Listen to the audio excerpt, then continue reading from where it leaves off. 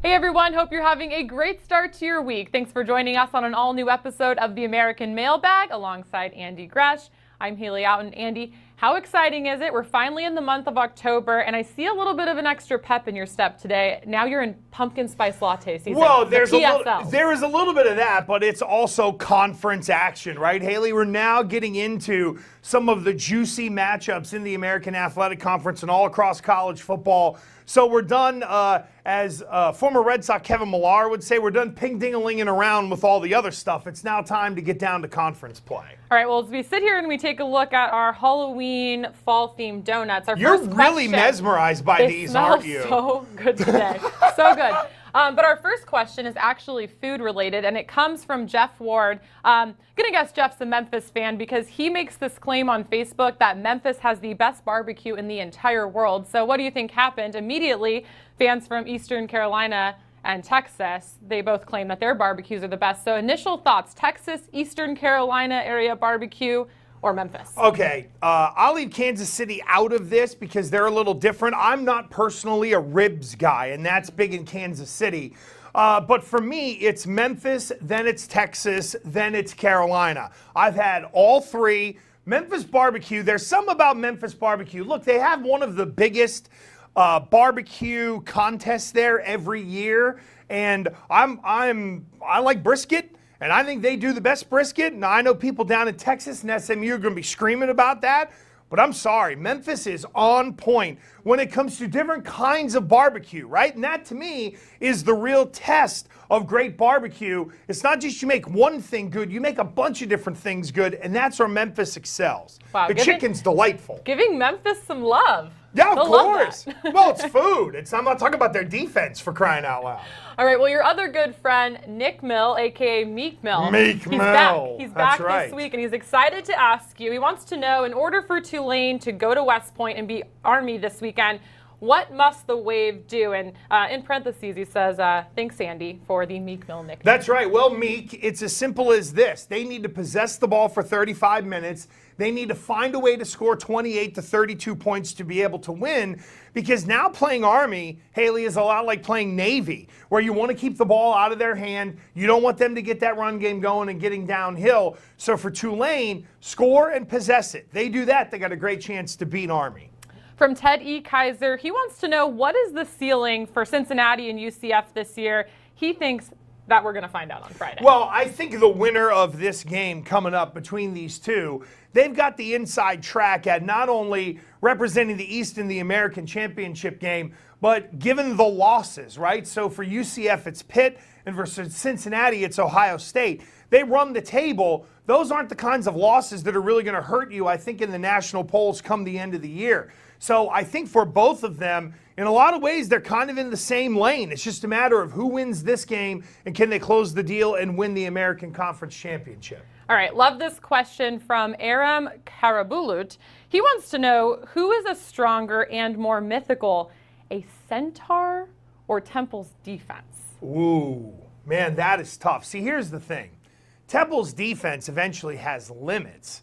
The Centaur, in theory, has no limits. So because there's no ceiling on the Centaur, I would go with the Centaur. However, the Temple defense is a very close second. All right. All right, from James D. Cox, he has two questions. We'll hit you with the first one. Thoughts on UCF Cincinnati? He wants to know how you think this one's going to play out. I think Cincinnati has got a great chance to win this game if they take care of the football and they get Michael Warren running the ball. And I'm talking about a 152 touchdown kind of game, because as UCF showed on the road against Pitt, even though they were down, they can come back like that. I mean, they had the lead and got beat on a trick play, essentially. So that's the thing that Cincinnati has got to be worried about, is can we possess it enough to keep UCF off the field and score enough points so that if there is a comeback, we still have enough cushion to either be able to go down and score if they need to, or to be able to just hold them off. But I would lean UCF in this game, but this is very even in terms of Cincinnati and the Knights. All right, well, second question from James has been a topic discussed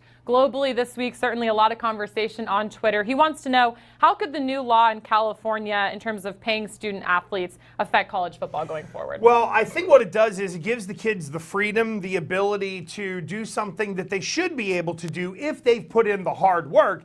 and that is to make a couple of bucks. And look, we're not talking about kids, Haley, going out and getting multi-million-dollar contracts. Now, maybe they can get the old promissory note from a shoe company that if they do well, then they can get this. It's about them, being able to have some bucks in their pocket and not be the proverbial starving artists, let's say, to where they can get a pizza on a Friday night, or they can go out and be okay, or go out and have dinner with their friends. And to just be able to be like a normal college kid, I think it opens up Pandora's box for the NCAA, and they're now going to have to respond in a big way. This is very real. I expect a lot of lawsuits. I expect it to go to court. I expect the NCAA to try to delay this, but I also expect these kids who are sophomores and juniors in high school right now to start to figure out different ways to monetize off of their name.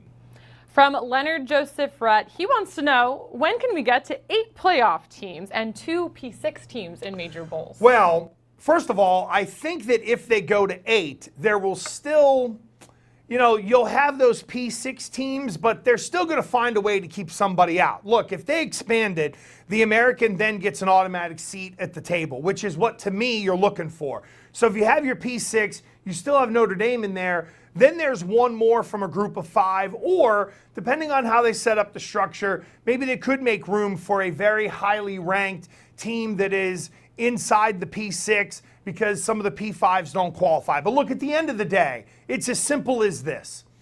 Expand the playoff, make more money, allow the American in, give Notre Dame their access as well, and then you have one more team that America will think is a Cinderella, and I think it makes it much more interesting if you go to 8 versus 4, because now it feels like you're being inclusive. Right now, it feels like you're exclusive.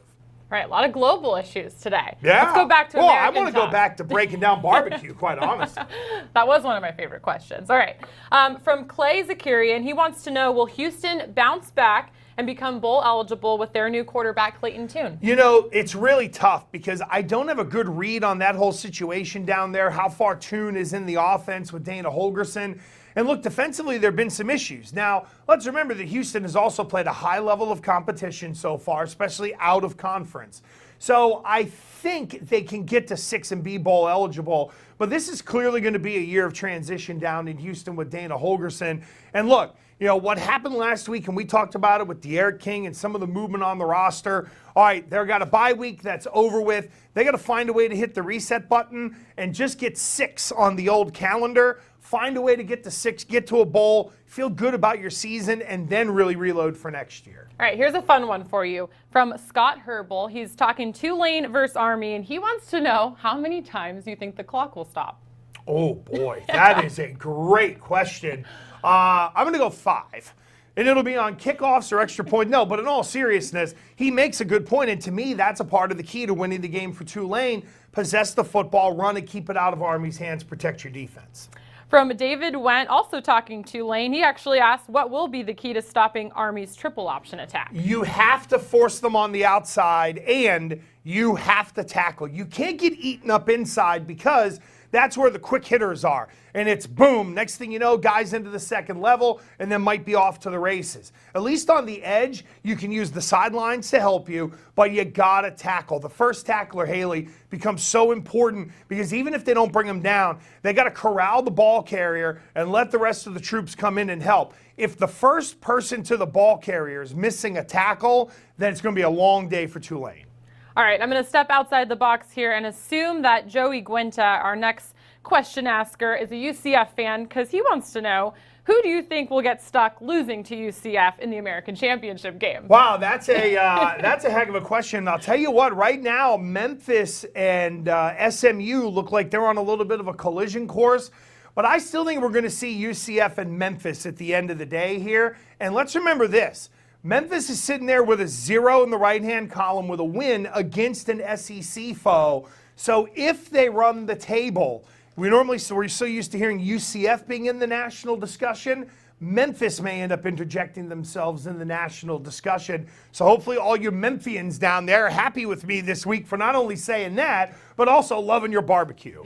Well, Memphis and SMU both breaking into the top 25 in both polls, really. All right, moving on to Riley Rahel. He wants to know, speaking of SMU, is Tulsa good enough to upset the Mustangs and finish top 3 in the West? I don't think so. Maybe top 3, depending on tiebreakers, but I don't think they're beating Memphis. Memphis is starting to get on a little bit of a roll here, and while I like what's going on at Tulsa, top 3 would be a great finish for them on that side of the league. I think, what Tulsa has shown is, and I do believe they played 3 top 25 teams, if I'm not mistaken already. They are tested, and I think that will carry over very well into the whole West Side and getting into league play in the American. All right, final question for you from Memphis. It's from our friend Joshua Evans, who has taken notice to maybe some of your critique of the Tigers over the course of the last couple of years. I love Jerry the King Lawler. Doesn't that help in Memphis? Sorry. So he says, Andy, how does Crow taste? Memphis defense is the real deal. Tough schedule, but Memphis is a good team, right? Go ahead, say it. Well, he's jumping ahead, and look, they are a good team, but what this guy is saying is, so he's a honkopotamus right now. Honk, honk. Hey, Memphis is going to be great, and the defense is going to be awesome. They still have a ways to go to prove that the defense can match what they can do on offense. Now, the one thing that is looking up for Memphis is they've had some injuries on the offensive side, right, in terms of running back situation, so they are going to get a little healthier. Look, I like Memphis, okay? But the Memphis people just want me to jump up and down. They want me to Tom Cruise it and get on the table and start screaming about Memphis is great, Memphis is great. They just need to keep feeding you barbecue. That's all they need to do. That would help, no question, right? Send me that. Well, a phone call from Jerry Lawler and I'll be in great shape. No, but in all seriousness, Memphis is a good team.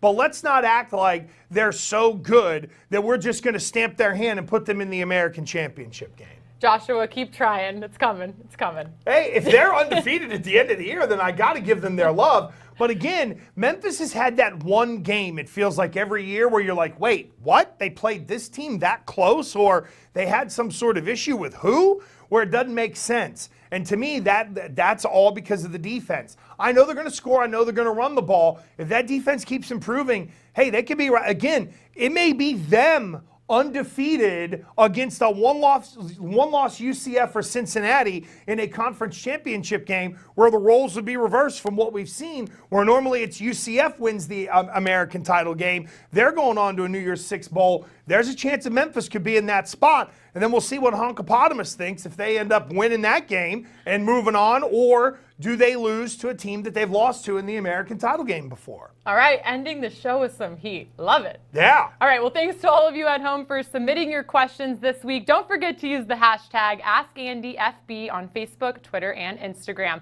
Make sure to join us for an all-new episode of The American Huddle tomorrow night.